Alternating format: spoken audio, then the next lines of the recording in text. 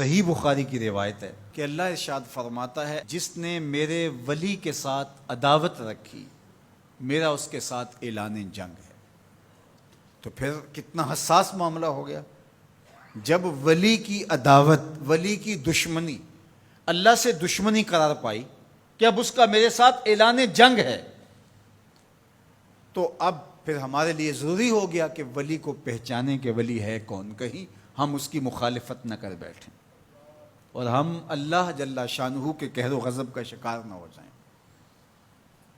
تو یہاں اسی حدیث میں جو بخاری کی میں نے آپ کے سامنے رکھی کہ میرا بندہ فرائض کی ادائیگی کے بعد کثرت نوافل سے میرا قرب حاصل کر لیتا ہے، پھر آنکھیں اس کی ہوتی ہیں، قوتیں میں ڈال دیتا ہوں، ہاتھ اس کے ہوتے ہیں لیکن پکڑنے کی توانائی خاص اس میں ڈال دی جاتی ہے۔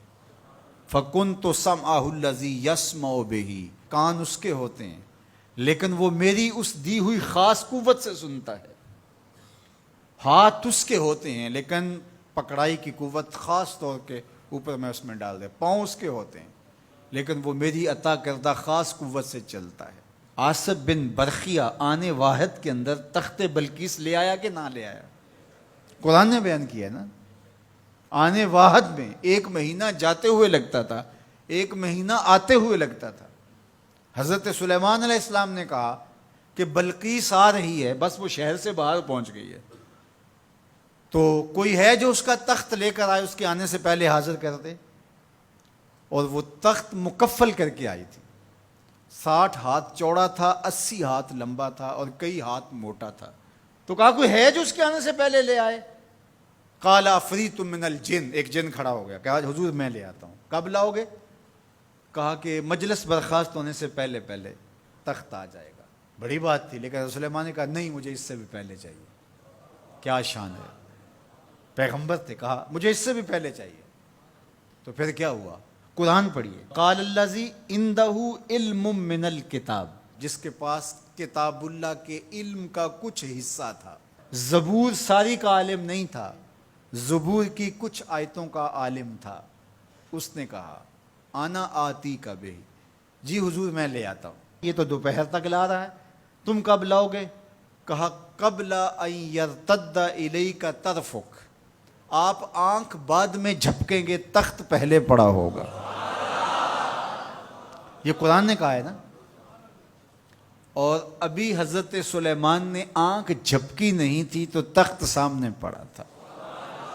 جب اس کو دیکھا تو بے ساختہ کا ھذا من فضل ربی، یہ میرے رب کا فضل ہے جس نے میری دہلیز کے ایک خادم کو یہ طاقت عطا کی ہے کہ 1 مہینے کی مسافت سے اتنا بڑا تخت آنے واحد میں آنکھ جھپکنے سے پہلے حاضر کر دیتا ہے۔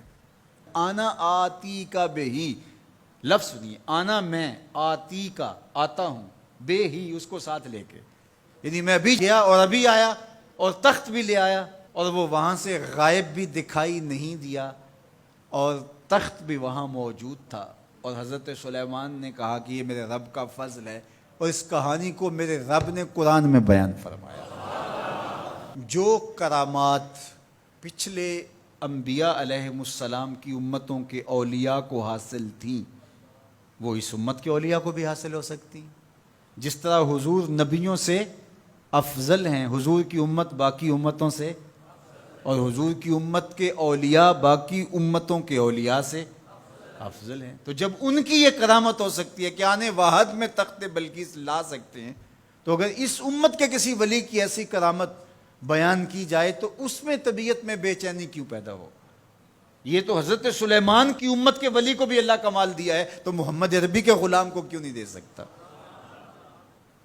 تو جو حضرت شاہ نقش بند بخاری علیہ رحمہ کا ذکر کیا جاتا ہے کہ جب آپ کی خادمہ کو اور آپ سے عقیدت کا دھم بھرنے والی خاتون کو کابل میں محل کی چھت سے دھکا دے دیا گیا، اور جب وہ نیچے پہنچی تو حضرت شاہ نقش بند بخاری علیہ رحمہ نے اس کو جو ہے وہ آسانی کے ساتھ زمین پہ رکھ دیا، تو حیرت سے آنکھیں پھٹی رہ جاتی ہیں اور پوچھتی ہیں کہ آپ کب آئے، آپ تو بخارے میں تھے؟